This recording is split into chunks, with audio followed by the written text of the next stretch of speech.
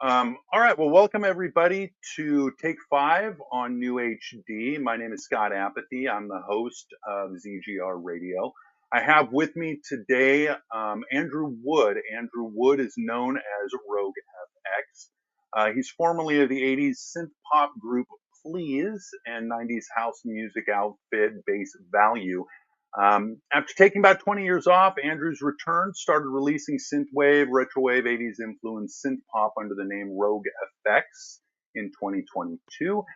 His debut album, as his debut EP, The Fifth Step, was released in 2023 and was very well received. And we are here to talk about his current album, Endgame, which is out now and is releasing under his label, Philo FX. I first came across RogueFX via his remix of Drifting by ZGR Radio featured artist Aisle 9. I really liked it, so I reached out to see if Andrew would like to guest instrumental spot on episode 16 of the show. Since then, I've had several RogueFX tracks on the show, and I'm really excited to have him on as a featured guest again on episode 52. So, Andrew, welcome to the show. Welcome to Take Five on NEWHD. I'm really, really excited to have you here. Thanks, Scott. Yeah, thank you very much. I'm really happy to be here. Thanks for the opportunity to come on the show and talk about my album. It's great to have you here. I thought we'd kick off by learning a bit about you, your musical inspirations and aspirations and influences. So let's start there. Yeah, okay. Well, as you rightly pointed out in the intro there, I did take 20 years off music. I kind of came from originally that synth pop sound that I started right just as a young 17-year-old in the very late 80s, and we did synth pop for about a year and a bit, but it kind of got cut short with the house music boom, of the late 89, and we kind of abandoned that sound back, then it was starting to lose its flavour, and we moved into dance music, and the songwriting and vocal stuff that we were doing for synth pop got left behind, and we stayed on the house music side and dance music all through the 90s. And then kind of just drifted away from music, as you do. Life things happen. But then when I can't remember why exactly I got into it. I just kind of got an urge to buy a synth, and then it kind of grew from there. But what I then envisage is, okay, well, what would have happened if, I hadn't abandoned synth pop, and I thought, start writing songs again, singing them, which obviously we didn't do through all the house years. It was samples and other singers. So yeah, that's where we got to, and because of the dance background, that gets in there all the time. So it's kind of a mix and melting pot between the two, and that's what I wanted to do. It's kind of the sound that I, like, I'm comfortable with. I try to keep it to that kind of sound, but modernize here and there, modern masters and production values and things like that. But yeah. I'm really glad you came back. Your stuff sounds amazing. And the 80s vibe, I think, especially for any of us who lived through it and enjoyed it, has really been a gift coming back. The new gear that's out and production techniques are fantastic, make it super easy for us to do what we used to do on a modern scale. I thought first we'd talk about your latest release. The release is called Endgame, and it's a really, really good record. The production, as indicated, is outstanding. You've got cool, really interesting sound design, but notably fantastic vocals and storytelling narrative on these tracks.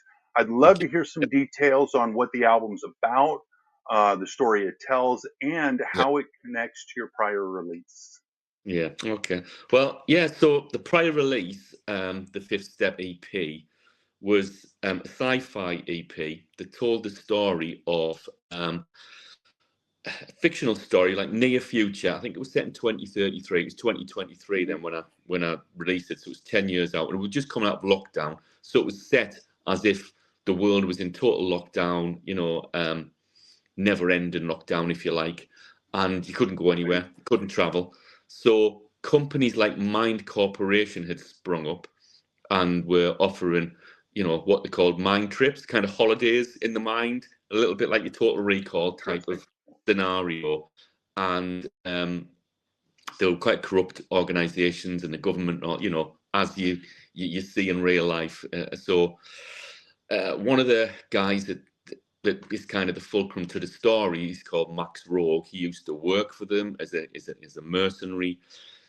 He had plenty of money, failed marriage, blah, blah, blah, all that backstory. But basically, long story short, he went ahead and signed up for what's called a mind trip, and came out a different man. Didn't go to plan so much. He almost had what was mind meld.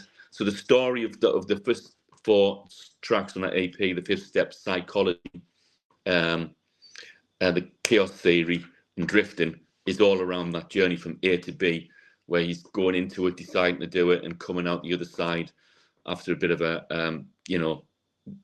rocky road through it. But this album that I'm doing now, Endgame, is kind of where the story picks up.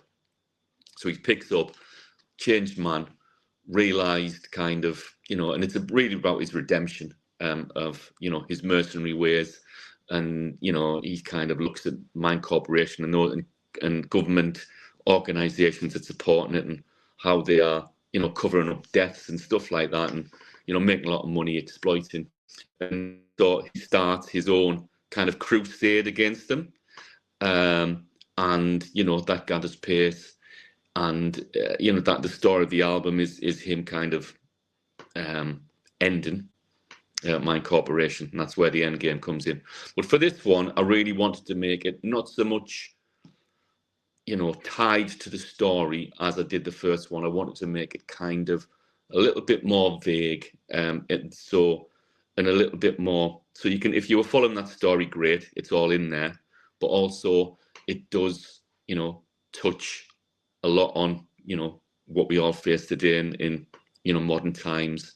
So it goes into a lot of the pieces there around that. And also, I wanted to touch on a relationship side as well, for, in terms of the story, a strange wife and try to reconciliation, but, things that people could connect to in real life. So I kept it more of a wider, piece than just that sci-fi arc this time. Yeah, I like it. I think it's really, really cool. Not only that you sort of wrote a storyline through the album, but you also picked it up from the EP as well. It's actually really, really quite cool. Several of the tracks have been released as singles along the way. I've had a few of them on ZGR Radio, but I have to tell you, the title track on this album, Endgame, is outstanding. I mean, it's really, really great. I'll be playing that track on episode 52 of ZGR Radio.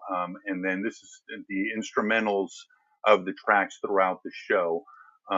So please let everyone know where they can get the album. And then I'd like to get some details on your label, RogueFX. Yeah. Well, the album is going to be released on all the streaming platforms as well as Bandcamp, as usual. I'm also going to be doing some physicals. We've got CDs and cassettes that's going to be available on my Bandcamp, and also RogueFX Records licenses some of our releases to Retro Synth, a bigger label based in the US. So we're going to be on their page as well for this album. So yeah, it's going to be out on the 30th of May, and I'll be pushing it as much as I can on all of those platforms, and I'll probably put another couple of singles out. Actually, I'm just thinking about what to do afterwards. Endgame, I might get the track you mentioned there, which is very, very more of the dance side of me. Might be looking for maybe some remixes for that as a final single to just round it off nicely. I came across your music via collaborations. Can you tell me how you go about finding and working with other artists? Yeah, I think it's different ways. Sometimes they'll approach me just kind of out the blue, which, you know, like, for example, I've got a track, Shot in the Dark. No, not Shot in the Dark. In the Dead of Night. In the Dead of Night, which was with Sign of Crows, and they just, you know, wasn't expecting it. He's more of a house producer. He said, "Look, can we do a collab? I've got a song I think might be, you know, might suit you." So he sent like the bare bones of the music. I wrote a song for it, and, you know, that came out. And sometimes I'll approach people. I mean, if I'm doing remixes, normally it's me. If I'm asking for remixes myself, it's normally myself approaching, you know, people that I'd like to do it. But, you know, I've got a couple coming up that I can't speak about which remixes where, you know, one I knew this person was looking for remixes, so I approached her, and she was so we could doing something with that artist. Another one was one of my couple of my favorite artists who had a song out, and they just hit me up. So that's another one's going to be coming out after the album. I'm going to do a couple of remixes, you know, give myself a little bit of a break from the, you know, the full RogueFX thing, and just more do a remix of other artists' tracks. How often do you do remixes? Do you have a lot of remixes in the queue? Does that keep you really busy? Does it take a lot of your time? What does that look like in your world? Well, I think I've done 3 remixes. So I've had a few remixes of my tracks done, but of me or other artists, I think I've only done 3. I've got a couple in the queue. I mean, this album really, I started in April last year, but I kept getting sidetracked. I think it was April, May last year. I kept getting sidetracked. You know, I've been doing remixes, I've done collaborations of music away from the album. Sure. And when it got to, I think September, I'd only released 2 songs from the album. So it got to, I think I'd released the 3rd one in early this year. By that point, I had 4 tracks, and I was originally thought, well, I'll do an EP, but then I'll do a mini album, but I just really got my head down, and I thought, right, I'm just going to work through the album. So everything else has been on hold. You know, the only collaborations have been for the album. I didn't do any remixes for a while, but as I say, now I've finished that, I'm going to do a couple of remixes, and I'm sure I'll do a few more as well. So I'm going to try to, you know, have a double life as a remixer, and, you know, keep the RogueFX, you know, solo stuff going as well.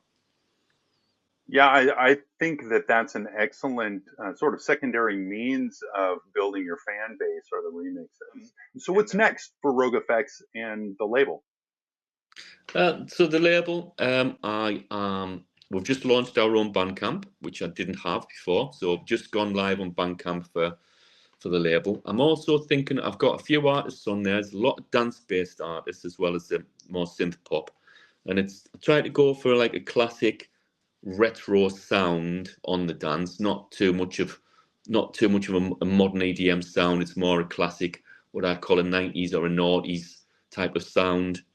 You know, a lot of pianos, or just old school house type of sounds. But what I was thinking of doing with the label, you know, once we get the Bandcamp grown a little bit, start doing, I don't know if you remember the old, well, I'm going back to the 80s here, but there was compilations that used to come out, just, you know, and it used to just be on vinyl before the days of the big compilations, be about 12 songs, and I think you used to call them street sounds. And I feel that's kind of an area I want to like look at for the label. So various artists on a theme, street sounds. It could be electro theme, or it could be a house theme, an Italo house, or something like that. And I might try to get them out on some kind of physical as well.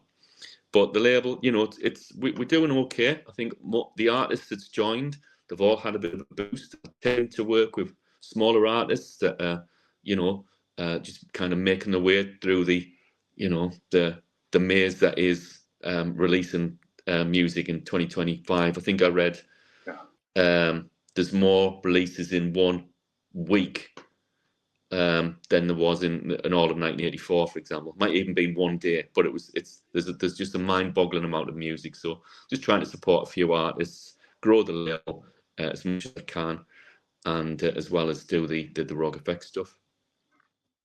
I think it's fantastic.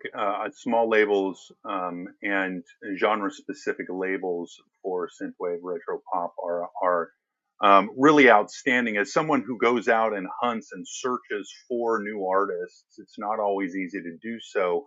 So Mm. when these artists kind of band together in a smaller label, it's really nice for collaborations and for someone like me to find and run the chain of multiple artists, discover them, and get some sounds out in front of as many people as I possibly can. So I'm always appreciative of small label efforts like the one you're making. I think that's really, really super cool and really Yeah. appreciate it. Cheers. No, it is. There's a few in the scene as well. To be fair, I think we probably the most dance-based one of the ones that's in the kind of scene that we live in, synthwave and retrowave. But yeah, it's good to see labels supporting artists and Mm-hmm. to get the music out there. Yeah, I absolutely agree. All right, well, let's geek out a bit on sound design and production. So, what is your recording process? I'm most interested in what gear you use, how long do you spend on each track, etc. Just walk me through your process a little bit. Okay, well, I'm not the world's quickest. I'll give you that for making songs. I am getting a bit quicker from when I started back in 22.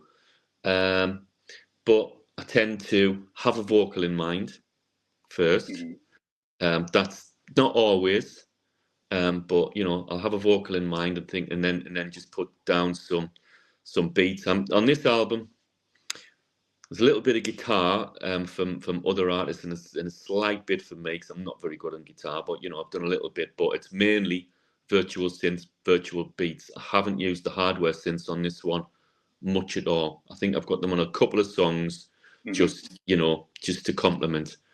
But yeah, so I always start with the beat, then the bass line, then add to it. And once I've got a decent enough basis for the song and a structure, I'll add the vocals, and then go through my absolute favorite part, not vocal edits, which can take Okay. that takes quite that even that itself must take me a week at least to do all the vocal editing.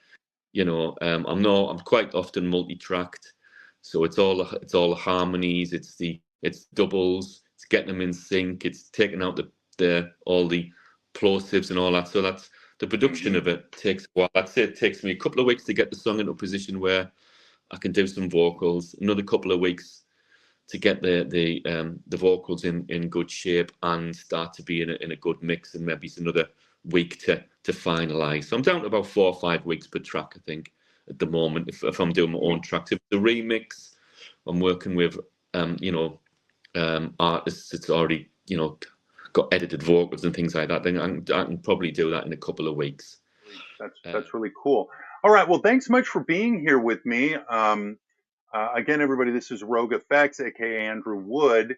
The latest RogueFX release, Endgame, is available right now on all the major streaming services and the PhiloFX Bandcamp account. It is awesome. It really is. And of course, RogueFX is the featured guest artist on episode 52 of my show, ZGR Radio. You can find out more about the show at newhdmedia.com/ZGR. My name is Scot Apathy. This is Take 5 on NEWHD, and I'll see you next time on NEWHD Rock Evolution. Thanks much, Andrew. Thanks a lot. Thanks for having me.